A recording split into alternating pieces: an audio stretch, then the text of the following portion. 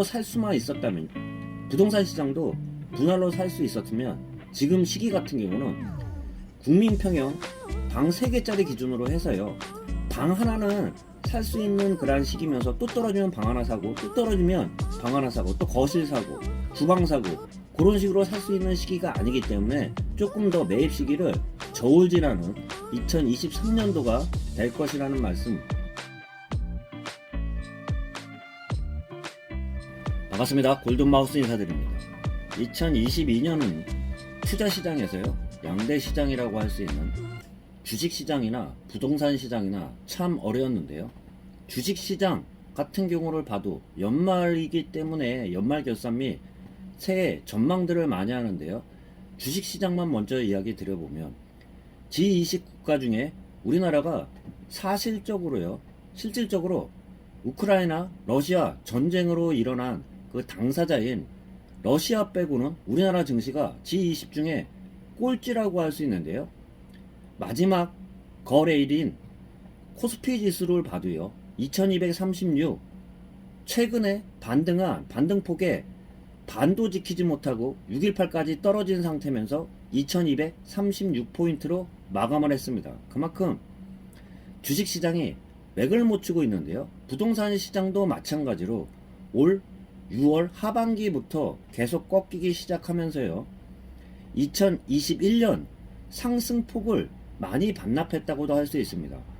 그만큼 주식시장 같은 경우는 선반영한다고 하면은 부동산 시장은 서서히 꺾이면서 또한 반대로 서서히 올라가는 그러한 특징들에 따라 증시가 약세를 면치 못하자 부동산도 꺾이기 시작하는데요. 여러 가지 요인들이 있겠지만 전체적으로 금리 인상이 너무 가파르게 올라가다 보니까 부동산 시장 같은 경우가 특히 민감하게 반응하면서 많이 떨어진다고도 할 수 있습니다. 한국부동산은 2022년 12월 26일 마지막 주 기준으로 봐도요, 누계의 기준으로 볼 수밖에 없는데요. 2021년 상승폭을 다 반납했다고도 할 수 있는데요. 그만큼 부동산 시장 같은 경우는요,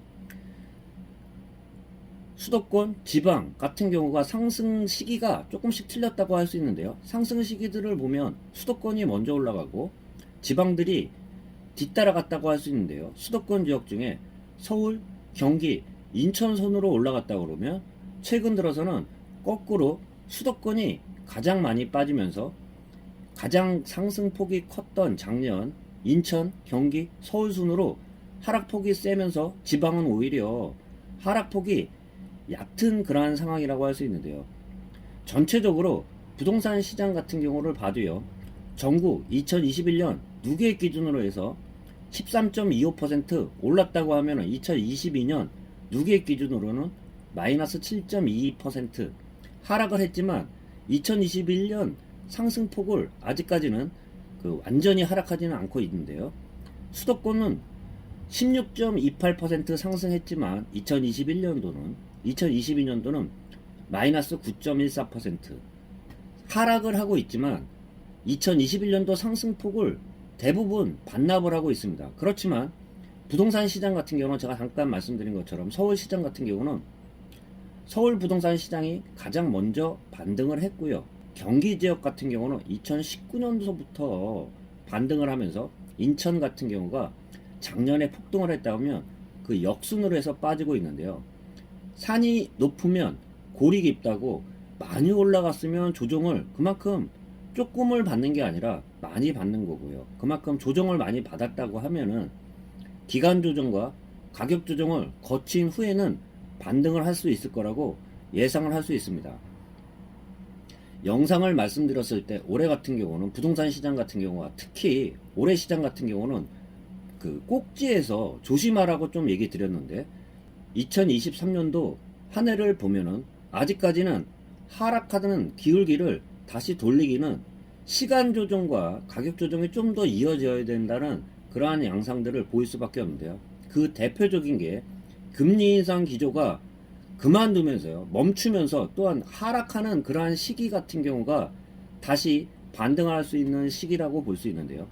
증시시장 같은 경우는 많이들 예측하듯이 2023년도 상반기를 가장 안 좋은 시기로 보고 있는데요. 부동산 시장 같은 경우는 실질적으로 주식시장이 약세를 면치 못하는 그러한 상황 자체에서는 홀로 가는 그러한 부동산 시장은 많지는 않습니다.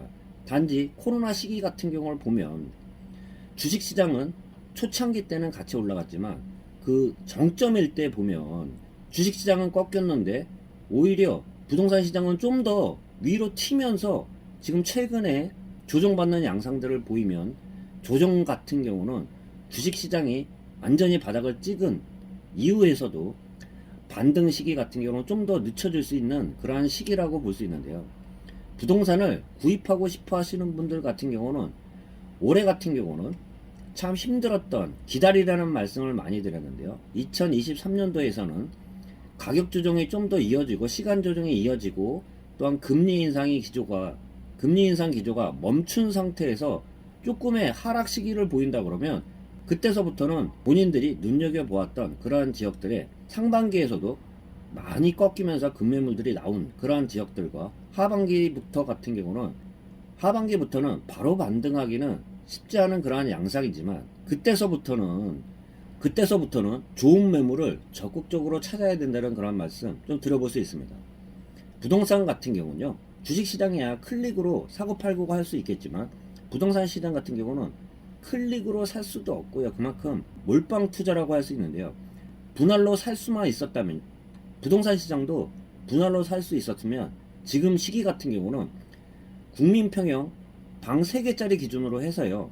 방 하나는 살 수 있는 그런 시기면서 또 떨어지면 방 하나 사고 또 떨어지면 방 하나 사고 또 거실 사고 주방 사고 그런 식으로 살 수 있는 시기가 아니기 때문에 조금 더 매입 시기를 저울질하는 2023년도가 될 것이라는 말씀 드려보면서 올 한 해 마무리 잘 하시길 바라면서 새해에는 투자 시장도 좀 더 올해보다는 좀 더 나아지는 그러한 시기 되기를 바라면서 영상 마치도록 하겠습니다. 골든마우스였습니다.